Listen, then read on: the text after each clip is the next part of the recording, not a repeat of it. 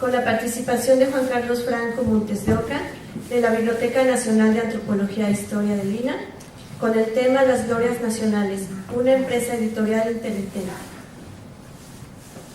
Bueno, buenos días. Agradezco a la maestra Claudia la palabra y también agradezco a la maestra Adriana Rivas y la maestra Angélica Hernández por la organización de estas quintas jornadas. Van a estar viendo unas diapositivas que van a pasar constantemente.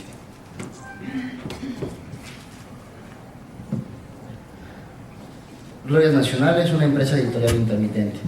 Hacia finales de la década de los 70, Carlo Ginzburg, el célebre historiador que reconstruye en su libro El queso y los gusanos, la vida y cosmovisión de un molinero italiano del siglo XVI, escribió un artículo titulado Huellas, raíces de un paradigma indiciario.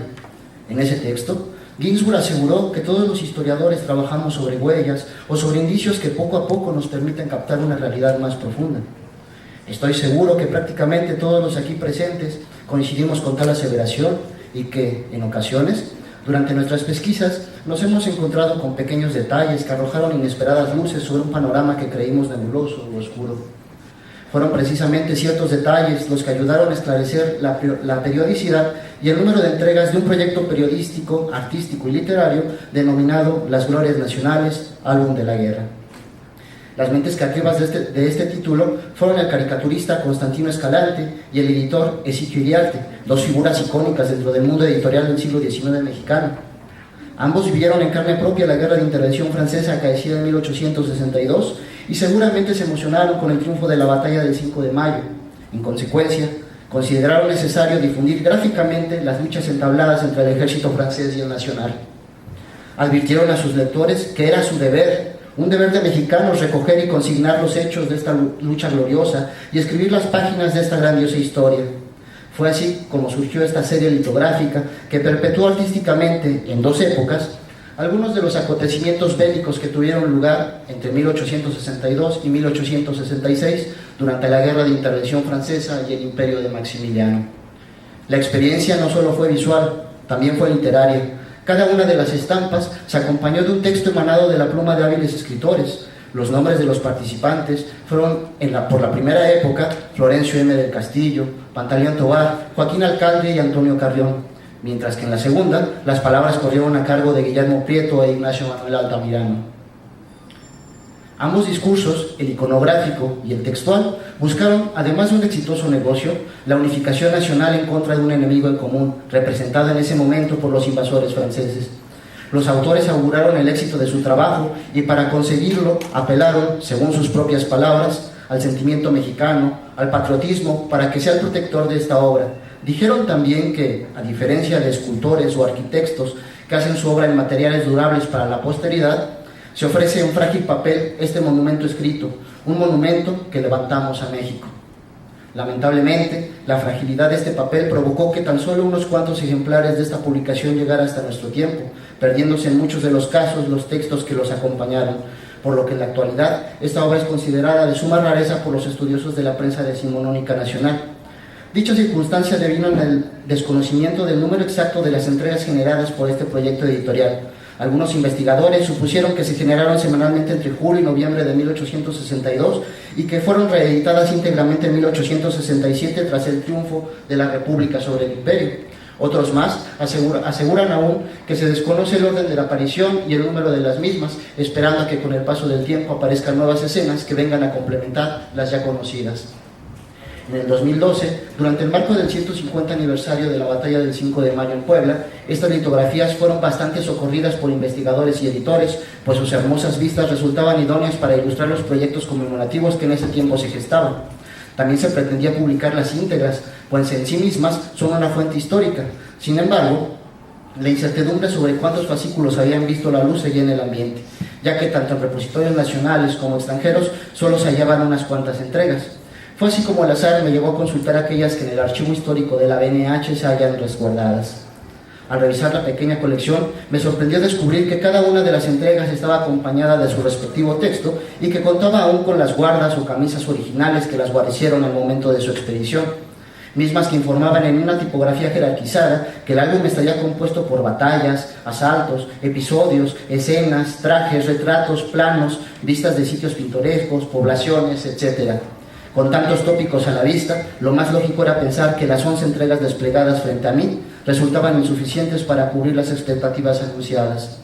El bisemanario La Orquesta fue el principal promotor del álbum de la guerra, lo que no es de extrañarse, ya que Escalante, además de ser el caricaturista de ese órgano informativo, fue junto con su primo Carlos R. Casarín, fundador y editor del mismo. Dicha circunstancia convirtió a este periódico en la fuente principal que proveyó los datos necesarios para rastrear los orígenes de esta publicación.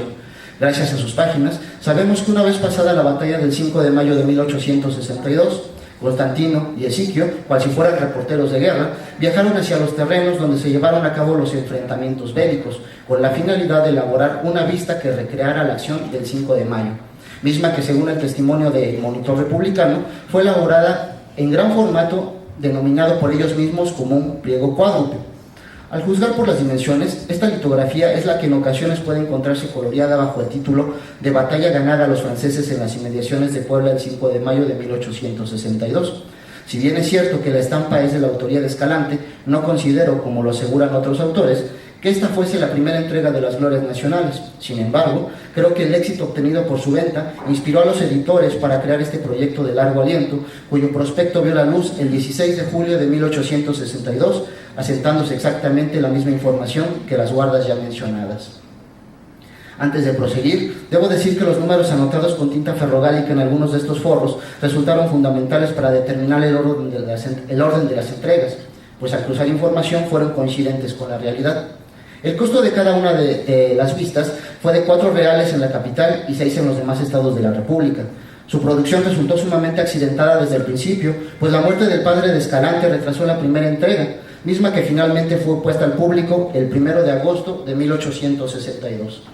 Tanto la vista como el texto llevaron como título A la derecha de la batalla ganada a los franceses el 5 de mayo de 1862. Florencio M. del Castillo fue el autor de la redacción y el discurso empleado en la introducción nos corrobora que se trata del primer número. Allí se asientan las siguientes palabras: es un deber nuestro, un deber de mexicanos recoger y consignar los hechos de esta lucha gloriosa. Tal es el objeto que nos proponemos con esta publicación. Esta será la historia de la campaña escrita en imágenes. Es el Museo de las Glorias Nacionales. No busquéis sucesión forzosa en nuestras estampas. Publicaremos nuestras vistas conforme vayan estando concluidos los apuntes y consultando la variedad y el interés. El 16 de agosto del mismo año salió a la venta el segundo fascículo. La litografía fue titulada Una escena en el asalto del Cerro de Guadalupe, mientras que el texto, también de la pluma del Castillo, recibió el encabezado de rasgos característicos en la jornada del 5 de mayo en los alrededores de Puebla. El mismo día en que se realizó este anuncio, Carlos R. Casarín, el autor de la tercera entrega y ayudante del general Zaragoza en esta guerra de invasión, partió nuevamente a campaña luego de recuperarse de algunas heridas en la capital del país. Su artículo, junto con la correspondiente vista de Escalante, vieron la luz el 10 de septiembre, bajo el único encabezado de Acción en las cumbres de Acultzingo. En esta misma fecha, la orquesta anunció con pesar que el 8 de septiembre a las 10:10 de la mañana, el general Ignacio Zaragoza había muerto víctima de la fiebre tifoidea. La reacción de los editores de las Glorias Nacionales no se hizo esperar y la cuarta entrega fue dedicada al héroe del 5 de mayo. El hecho lo ameritaba, pues se perdía un hombre, pero se ganaba un símbolo, según lo expresó Florencio M. del Castillo en el breve discurso que acompañó al retrato. Lamentablemente no contamos con la fecha de salida de este fascículo, aunque se puede inferir que apareció a finales de septiembre o principios de octubre de 1862. Con el deceso de este héroe nacional, Casarín decidió dejar las armas para encabezar nuevamente la redacción de la orquesta y desde ese escritorio se hizo cargo de 2 entregas más del álbum. La quinta, dedicada a un episodio de la acción de Barranca Seca, publicada el 17 de octubre, y la sexta, que salió a la venta el viernes 12 de noviembre, donde Casarín explica cómo los exploradores mexicanos hacen prisionero a un jefe francés en las inmediaciones de Orizaba. Anécdota extraída directamente de los diarios de este editor marcial. No encontré el anuncio de la séptima entrega, sin embargo, excepcionalmente es la única que se encuentra fechada, por lo que sabemos que vio la luz el 4 de diciembre de 1862, bajo el título de Batalla ganada a los franceses en las inmediaciones de Puebla.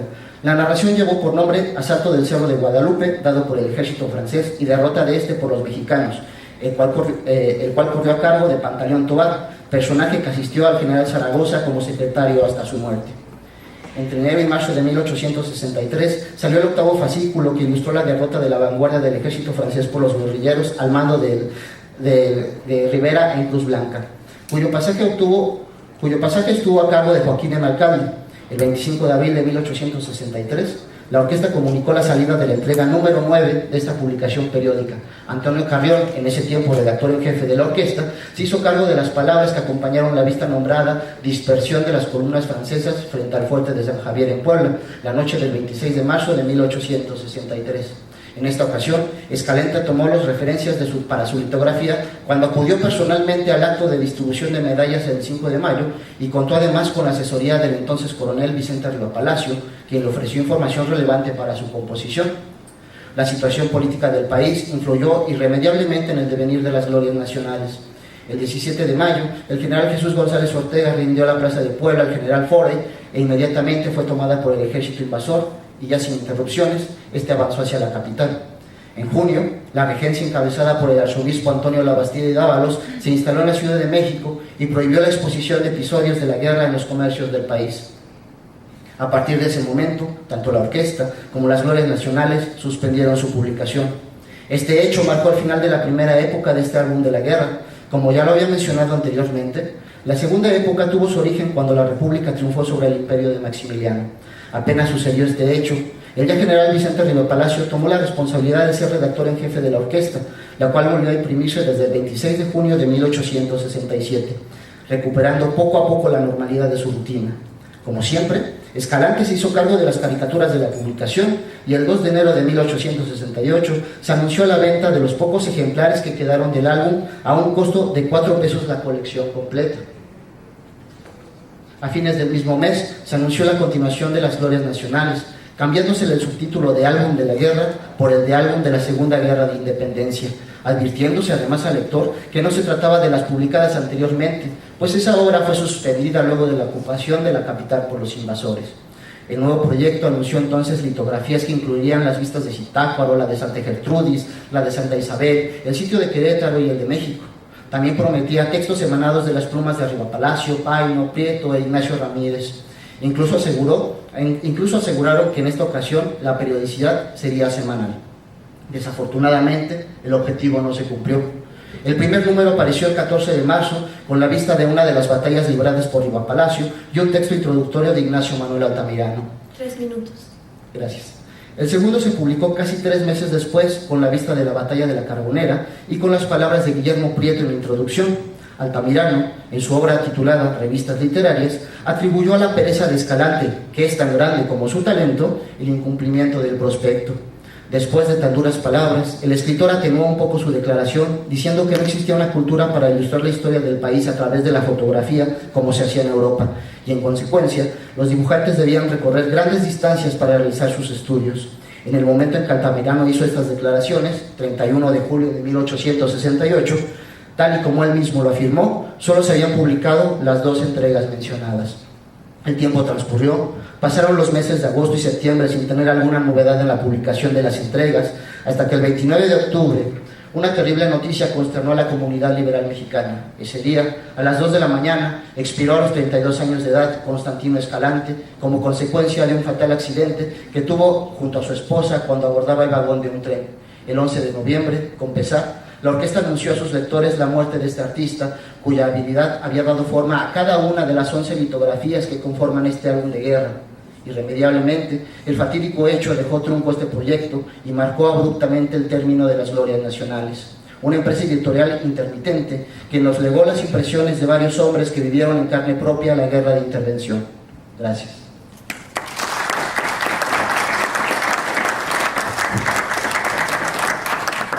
Agradecemos a Juan Carlos Franco Montes de Oca su participación.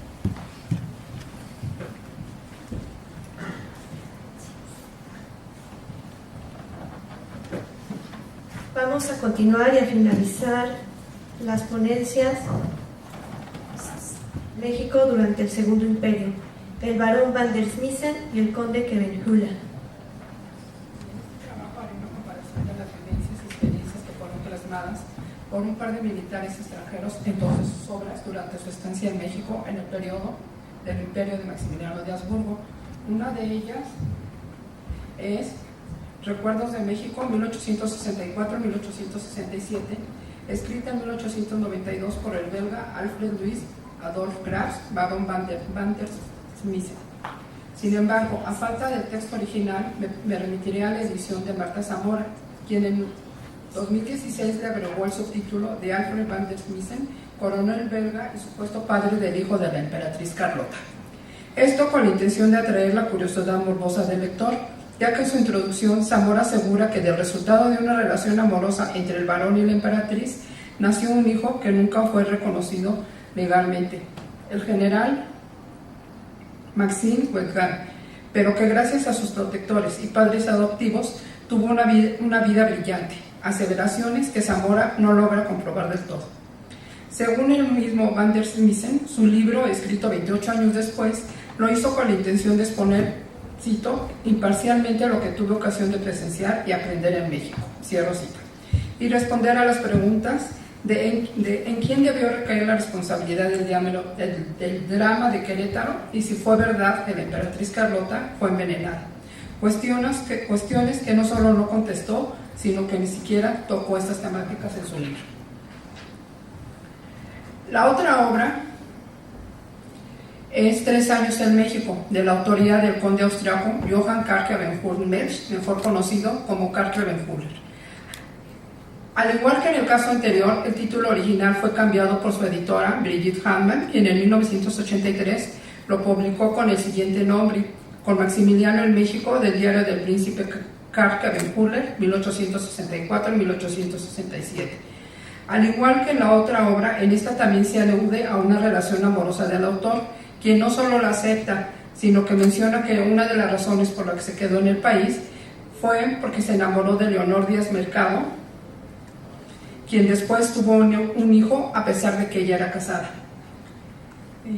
Regresemos ahora al barón van der Smissen, quien nació en Bruselas, Bélgica, el 1 de febrero de 1863.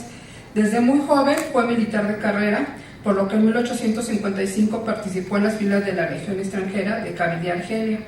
En 57 fue nombrado ayudante de campo del ministro de guerra de su país y en diciembre de 64, con el grado de coronel, encabezó la fuerza expedicionaria que salió de Bélgica rumbo a México, a donde llegó al mando de 21 oficiales y 680 guardias que fueron enviados por el rey Leopoldo para el cuidado, compañía y servicio exclusivo de su hija, la emperatriz Carlota.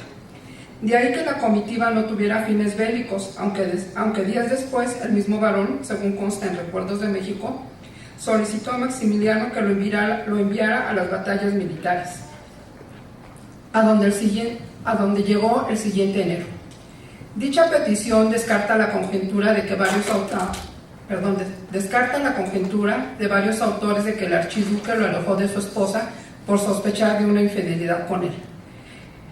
Ya en el terreno militar, el primer triunfo del general fue en abril de ese año, 65, en la batalla de La Loma, cerca de Tacámbaro, Michoacán, a la que le siguieron otras que también fueron importantes, haciéndose merecedor de la Cruz Imperial de la Orden de Guadalupe.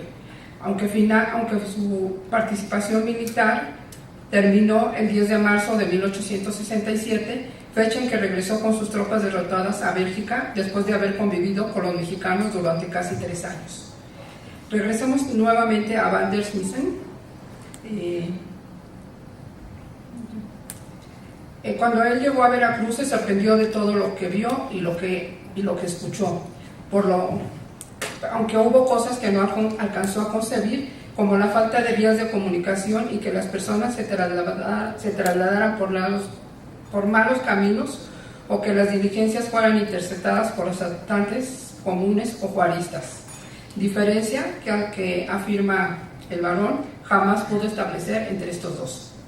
Debido a su rango militar, sus relaciones de trabajo y sociales estuvieron ligadas a las élites mexicanas, las cuales calificó como una copia exagerada de las europeas, pero con las que tuvo que vincularse para tener información de las actividades de los rebeldes y de las condiciones de los lugares de combate.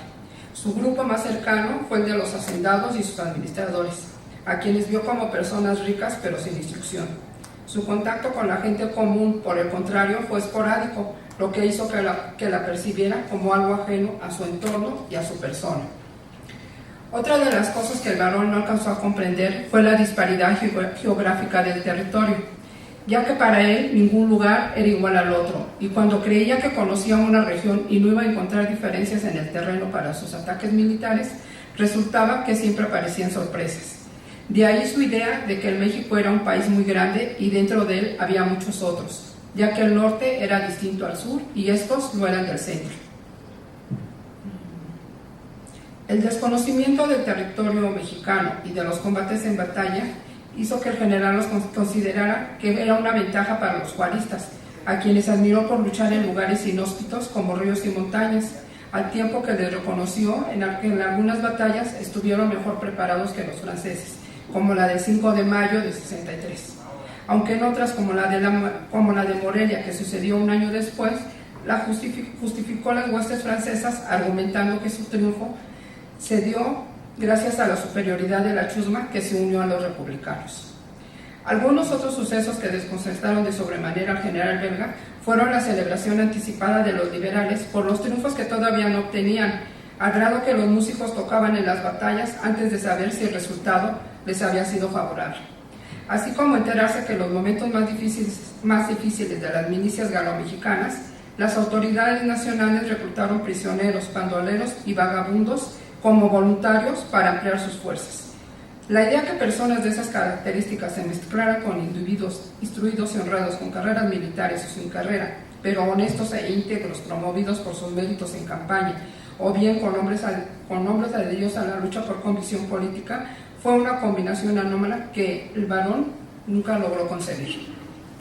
Como tampoco imaginó que muchos de los mexicanos faltaran a la palabra empeñada, ya que para él era un acto de deshonestidad, lo cual ilustra con el ejemplo del grupo de liberales que fueron capturados por los intervencionistas y que a pesar de su promesa de no escapar del lugar en donde estaban prisioneros, lo hicieron. Esta acción fue censurada enérgicamente por Van der Smissen por la incoherencia entre sus palabras y los hechos, aunque a sus connacionales también les recriminó por no cuidar bien a sus prisioneros y confiar en gente que carecía de principios. Regresemos ahora de nueva cuenta al príncipe Khepen-Hüller, con la diferencia que tuvo con Van der Smissen es que su libro, como aquel sí lo escribió para publicarlo, Khepen-Hüller no lo escribió con esa intención, solo lo hizo para registrar las ideas que pasaban en su vida cotidiana, y eso fue una costumbre que tenía su familia y lo siguieron varios de los miembros de esta familia como una tradición familiar. Lo veían como un deber y conciencia de transmitir a sus descendientes los sucesos que les había tocado vivir, pero nunca con la intención de que fueran publicados, como finalmente sucedió con el diario de Khepen-Hüller. Khepen-Hüller no fue militar de carrera, pero sí de hechos y en la práctica, pues su costosa educación con reconocidos maestros austriacos y su experiencia en el deporte lo llevaron a ser uno de los mejores esgrimistas y jinetes del ejército de su país. Karl Khepen-Hüller fue un hombre de gran temperamento, con mucha confianza en él mismo y, según sus propias palabras, extraordinariamente ganó un artículo solicitado entre las jóvenes condesas. Su ímpetu viajero lo hizo querer ser partícipe de las grandes expediciones de su época, en especial las dirigidas por el archiduque Maximiliano. Sin embargo, curiosamente, su viaje a México no fue por el afán de aventura, sino por una deuda de 150,000 florines que adquirió en Viena en 1864, por lo que para evitar la cárcel se enroló como voluntario en la travesía de la Novara a México, a donde llegó en noviembre de ese año de 64. Su idea era quedarse solo un par de años, ya que calculaba que en ese periodo el escándalo de su adeudo en Austria sería olvidado. Sin embargo, no contó con que el México se enamoraría y que el imperio comenzaría a resquebrajarse, por lo que su compromiso moral y de lealtad hacia el monarca lo llevó a solicitar préstamos personales en el extranjero para solucionar los problemas de su regimiento de caballería para atacar a los rebeldes y demostrar así al emperador su total apoyo. En 1867, Karl fue destinado a la defensa de la Ciudad de México, mientras que Maximiliano era fusilado en Querétaro. Posterior a ello, se encargó de que los soldados europeos pudieran salir tranquilamente del país, tarea que pudo efectuar gracias a la disposición del general liberal Porfirio Díaz, quien no solo reconoció su labor militar, sino que también lo invitó a colaborar en el ejército republicano. Tal petición fue rechazada por el barón, argumentando que su viaje a México no había sido por motivos políticos. La respuesta, lejos de molestar a Díaz, fue que lo hizo que lo admirara más, y entre ellos surgiera una gran amistad, misma que terminó con la muerte de Kevin Huller en 1905. Su espíritu aventurero, los viajes que realizó desde su infancia en su país y el contacto que desde niño tuvo con personas de diversas clases sociales le facilitaron su convivencia con los mexicanos, a los que vio desde diferentes perspectivas y en diferentes entornos. De los criollos dijo que tanto los hombres como las mujeres eran desatentos, ya que cada uno tenía lo suyo. Los varones ofrecían sus casas a sus interlocutores, pero realmente nunca los pasaban, mientras que las féminas se conducían según su estado civil. Las casadas no tenían tema de conversación, aunque desconocía si era por reservadas o por el respeto que tenían a sus maridos. Pero eso sí, en su afán por parecerse a las damas de sociedad europea, según ellas, se la pasaban fumando y pasando todo el día. Las muchachas solteras, por su parte, tenían una conducta prudente y formal cuando estaban frente a los oficiales austriacos, pero después, cito, de media hora de baile se vuelven locuaces y pasionales. Cierto. A las indias las ubicó en sus casas haciendo la comida y los trabajos domésticos, especialmente a las que vivieron en amaciato con los soldados extranjeros, quienes generalmente se unieron a ellas para no pagarles un sueldo por sus actividades domésticas, situación que el conde reprobó abiertamente.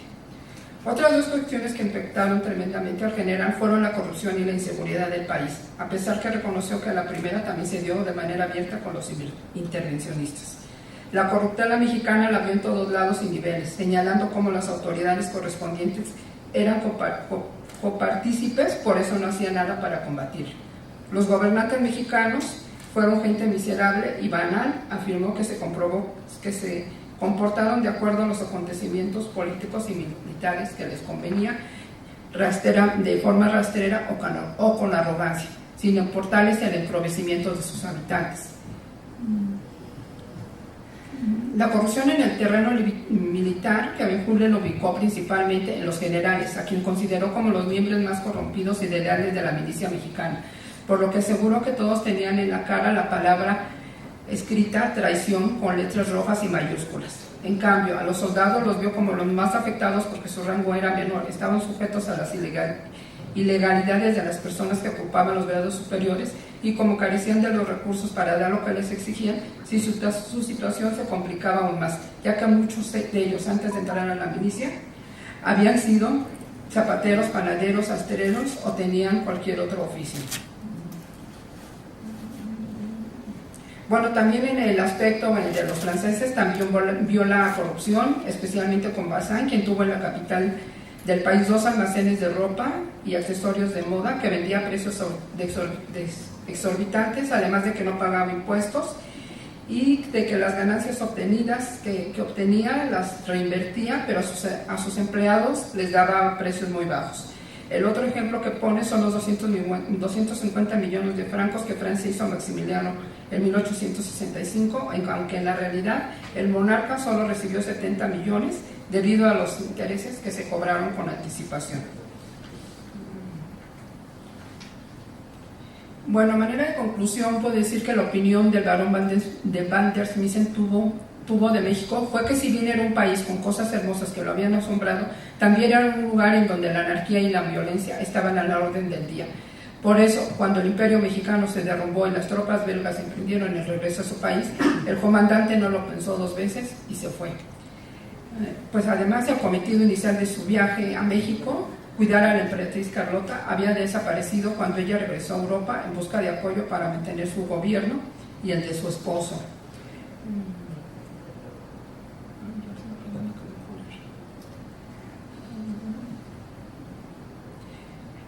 Por su parte, Kevin Huller sintió un gran cariño por México y eso se puede percibir en su libro, pues él expresa que a pesar de los malos momentos llegó a querer a su gente y a sus costumbres. Sin embargo, al igual que Van der Smissen y otros viajeros que llegaron a México en el siglo XIX, cuando tuvo la oportunidad de abandonar el país, se alejó de él inmediatamente. Gracias.